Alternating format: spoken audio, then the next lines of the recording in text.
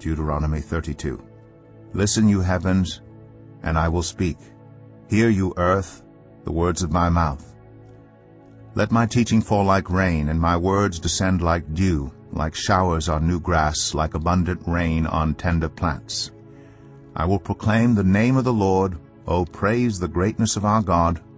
He is the rock, his works are perfect, and all his ways are just. A faithful God who does no wrong, upright and just is he. They are corrupt and not his children. To their shame they are a warped and crooked generation. Is this the way you repay the Lord, you foolish and unwise people? Is he not your Father, your Creator, who made you and formed you? Remember the days of old. Consider the generations long past. Ask your father, and he will tell you, your elders, and they will explain to you. When the Most High gave the nations their inheritance, when he divided all mankind, he set up boundaries for the peoples according to the number of the sons of Israel. For the Lord's portion is his people, Jacob his allotted inheritance.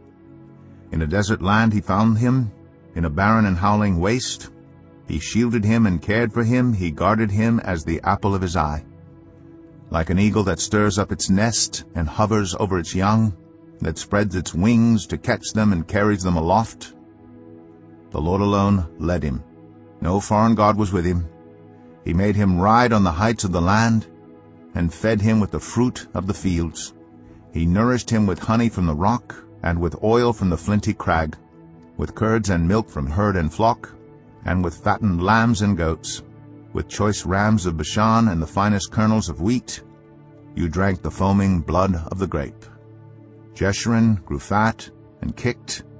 Filled with food, they became heavy and sleek. They abandoned the God who made them, and rejected the rock their Savior. They made him jealous with their foreign gods, and angered him with their detestable idols. They sacrificed to false gods which are not God, gods they had not known, gods that recently appeared, gods your ancestors did not fear. You deserted the rock who fathered you.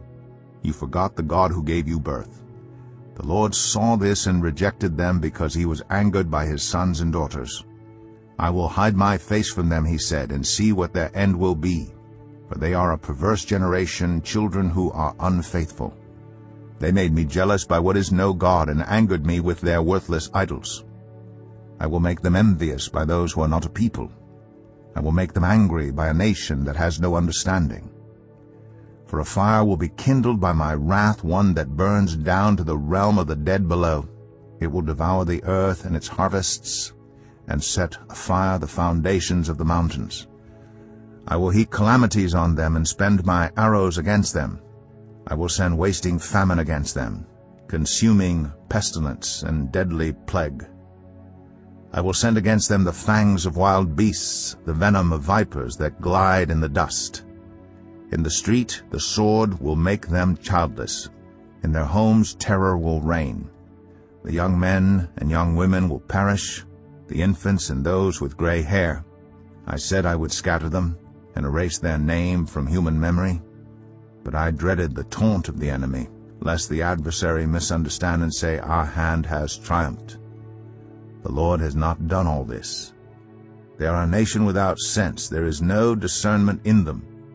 If only they were wise and would understand this and discern what their end will be. How could one man chase 1,000, or two put 10,000 to flight? Unless their rock had sold them, unless the Lord had given them up. For their rock is not like our rock, as even our enemies concede. Their vine comes from the vine of Sodom, and from the fields of Gomorrah.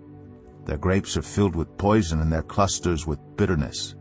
Their wine is the venom of serpents, the deadly poison of cobras. Have I not kept this in reserve, and sealed it in my vaults? It is mine to avenge, I will repay. In due time their foot will slip. Their day of disaster is near, and their doom rushes upon them. The Lord will vindicate his people, and relent concerning his servants. When he sees their strength is gone, and no one is left, slave or free, he will say, now, where are their gods, the rock they took refuge in, the gods who ate the fat of their sacrifices? and drank the wine of their drink offerings. Let them rise up to help you. Let them give you shelter. See now that I myself am He. There is no God besides me. I put to death, and I bring to life. I have wounded, and I will heal, and no one can deliver out of my hand. I lift my hand to heaven and solemnly swear, as surely as I live forever, when I sharpen my flashing sword and my hand grasps it in judgment, I will take vengeance on my adversaries and repay those who hate me. I will make my arrows drunk with blood, while my sword devours flesh, the blood of the slain and the captives, the heads of the enemy leaders. Rejoice, you nations, with his people, for he will avenge the blood of his servants. He will take vengeance on his enemies, and make atonement for his land and people. Moses came with Joshua son of Nun and spoke all the words of this song in the hearing of the people.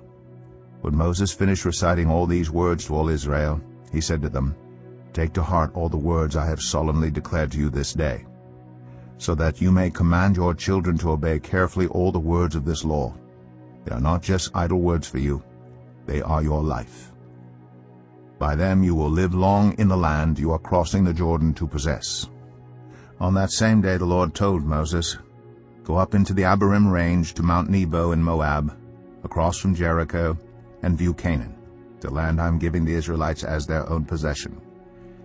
There on the mountain that you have climbed you will die, and be gathered to your people, just as your brother Aaron died on Mount Hor, and was gathered to his people.